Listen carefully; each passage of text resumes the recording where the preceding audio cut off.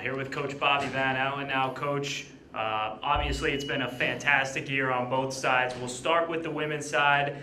Even resting a couple of your top runners, you're still able to earn that Mideast Region Championship. You know, not the end goal, but still very special. Your 12th straight Mideast Region Championship. You know, can you just talk about the feeling of knowing that you didn't need four of your top girls really to still come away with a title? Yeah, I think it's more of a kind of really defines just kind of more of the culture and depth of our program that we have. We talk so much about the success of this program being related to all 35 girls on the team, not just 7 that are running on that particular day.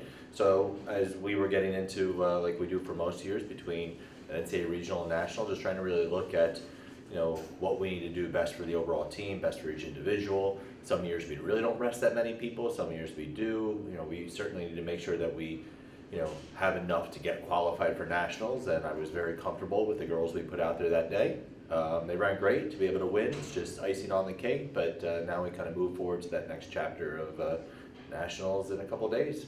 You know, you and I have talked all year about the depth and about how that's something that's, you know, really important to this program. Do you think that's sort of a unique approach that other teams are kind of lacking, and that's just something that you've been able to build here depth-wise? No, I think it's certainly a lot of other teams have very similar depth. Certainly nothing unique to here.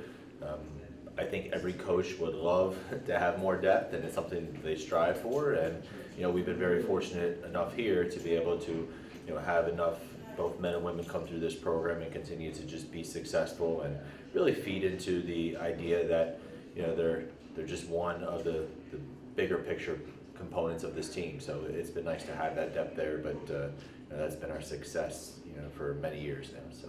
You know, 5 overall national champions on the women's side. Obviously, last year was a tough 1-point loss. But, you know, knowing that you have girls on your team that have reached that highest level, winning a national title, being on a team that's won a national title, is there experiences or leadership that you can have the younger girls draw from them to kind of get them ready for this race? Yeah, I mean, our leadership's been great. We've had girls that, as you said, have been in this position before. But we have girls that have just been around this program for 3-4 years that will be running an NCAA championship for the first time, and I think they bring just as much experience to just the right mindset that we do every day and to every meet.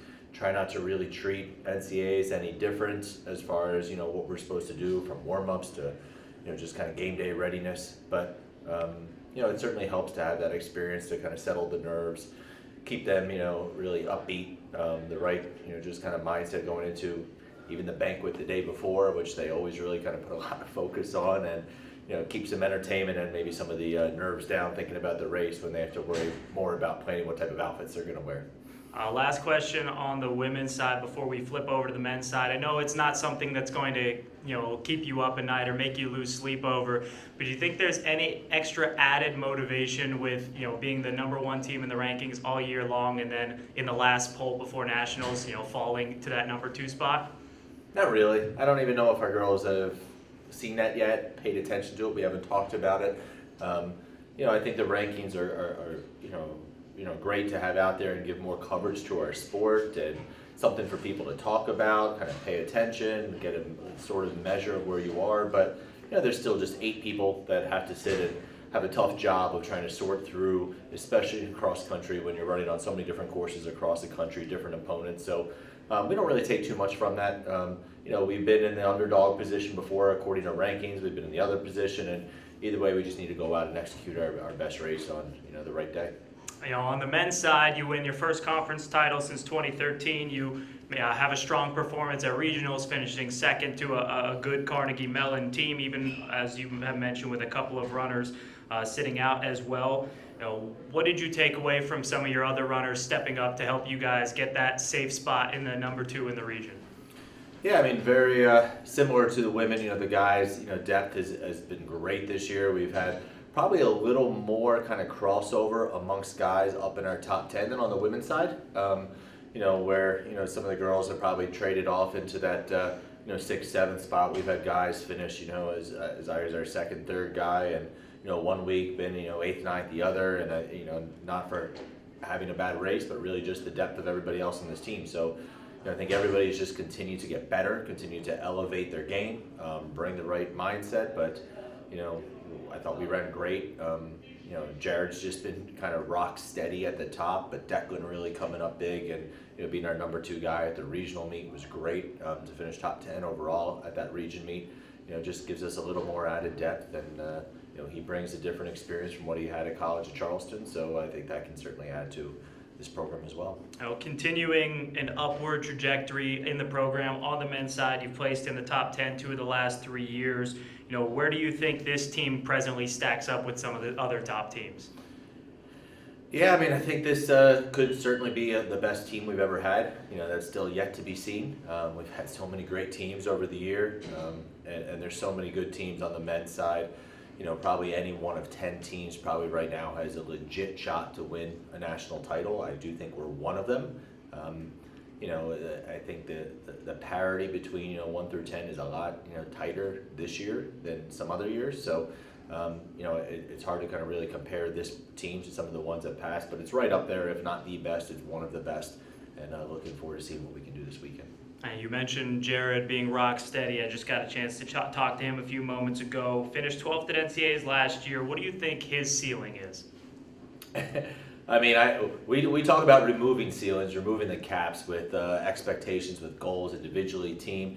So with that for Jared, there's no cap. It's to win. He's one of the top guys in the nation. He's got what it takes. There's certainly other guys, within our region, within the nation, that will be up there competing for that top spot. But Jared will be one of them. He'll be getting after it, and if everything clicks, he's got a legit shot to win a national title here. Final question I have for you. This encompassing both men and women. You got a chance to run this course at pre-nationals. How much is that familiarity going to kind of help you guys in the long run on Saturday? Yeah, it's running the course certainly gives them that familiarity and level of comfort, but I think it's also the little things of the airport, the Panera Bread, where's the closest one.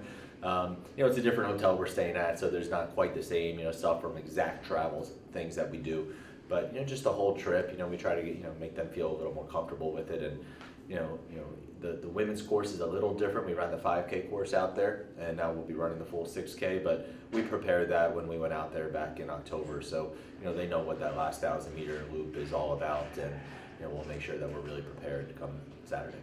Best of luck. Thanks, Bobby. Thank you.